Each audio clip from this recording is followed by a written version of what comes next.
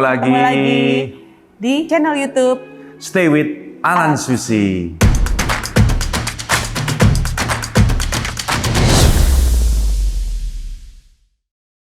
Ya, kali ini kita akan menjawab pertanyaan-pertanyaan yang kemarin sudah kita tanyakan ya di Instastory kita. Nah, kali ini nih beberapa pertanyaan yang akan kita jawab. Iya.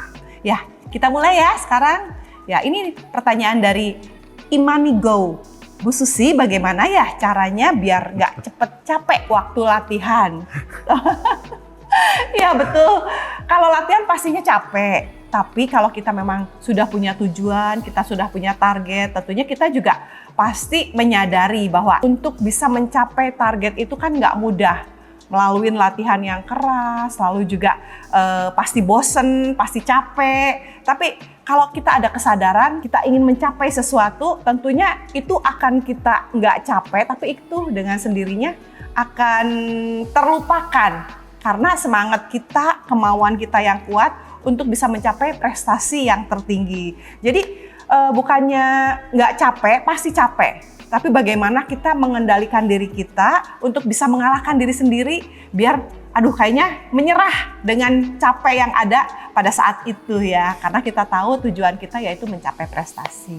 Next, dari _Belanggel_. Pilih sistem rally point atau pegang service point. Wah, ini kalau ya saat ini mungkin kenapa mungkin dipilih oleh rally point?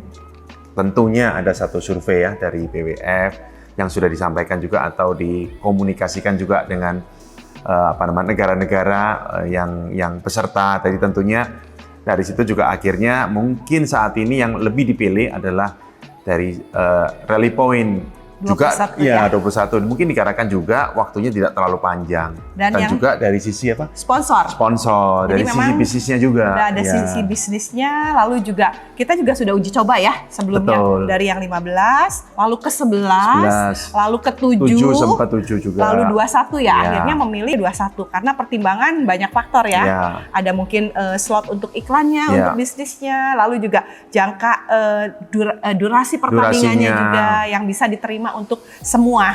Sehingga memasyarakatkan, tidak hanya memasyarakatkan tapi mempopulerkan bulu tangkis ya di seluruh dunia. Oke, next dari Seven Rain 07. Bagaimana caranya meningkatkan fighting spirit atlet dalam bermain? Tentunya untuk meningkatkan fighting spirit tentunya kalau kita ada tujuan, tentunya kita pasti akan lebih bersemangat di saat kita melakukan segala sesuatu ya. Bukan hanya mungkin kalau saya di bulu tangkis ya.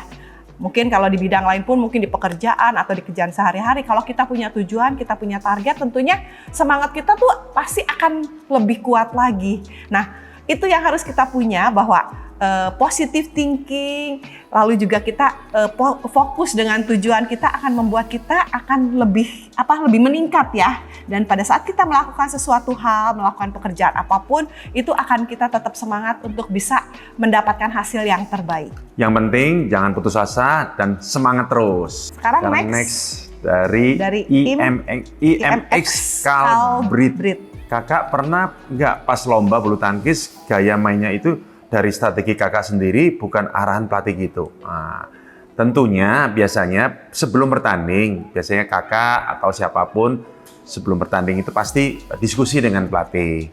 Jadi strategi apa yang terbaik untuk mengalahkan lawan pada saat yang akan dihadapi. Jadi sepertinya strategi itu adalah antara pemainnya dengan pelatihnya. Jadi ada satu kesepakatan, ada satu kesimpulan ya yang terbaik strateginya. Jadi bukan hanya dari sisi pemain pelatihnya aja, tapi tentunya dari pemainnya juga. Tentunya juga kita masing-masing sebetulnya punya karakter masing-masing ya. Pada saat strategi itu bisa dilakukan dengan baik ya, kita akan melakukan sesuai dengan arahan dari pelatih. Tapi kalau tidak, tentunya kita juga mencari strategi lain sesuai dengan karakter atau mungkin style kita masing-masing. Disesuaikan. Betul. Dengan situasi dan kondisi. Ini sekarang next dari Rosianggraini _ ya. Motivasi jadi atlet. Kamu sama saya mungkin hampir sama kali ya. Karena motivasi jadi atlet itu ya mungkin dulu mungkin lebih kurang sama, karena dulu waktu kecil itu idolanya atlet. Jadi waktu itu idola Pak Rudi, Jadi kita ingin seperti Pak Rudi, dan juga satu lagi mungkin zaman dulu jadi satu motivasi keinginan ingin jalan-jalan ini keliling dunia. Tapi bukan itu juga ya, karena juga faktor dari orang tua. Karena kebetulan orang tua kami berdua juga memang hobi bulu tangkis. Jadi itu dukungan ya dari orang tua. Membuat kita punya motivasi juga, tidak hanya ingin seperti orang tua kita, tapi juga ada idola kita yaitu Pak Rudi Hartono. Sekarang pertanyaan dari Clarissa Fiorenza Joseph. Ya. Apakah orang yang sering direndahin bisa meraih juara?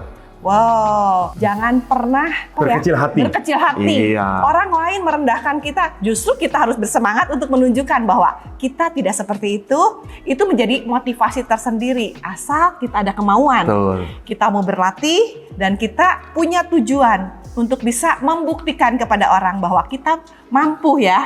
Mungkin bidang apapun, kalau kita punya keinginan yang kuat, kita punya tekad dan target ya, yang pasti dari diri kita untuk merubah diri kita.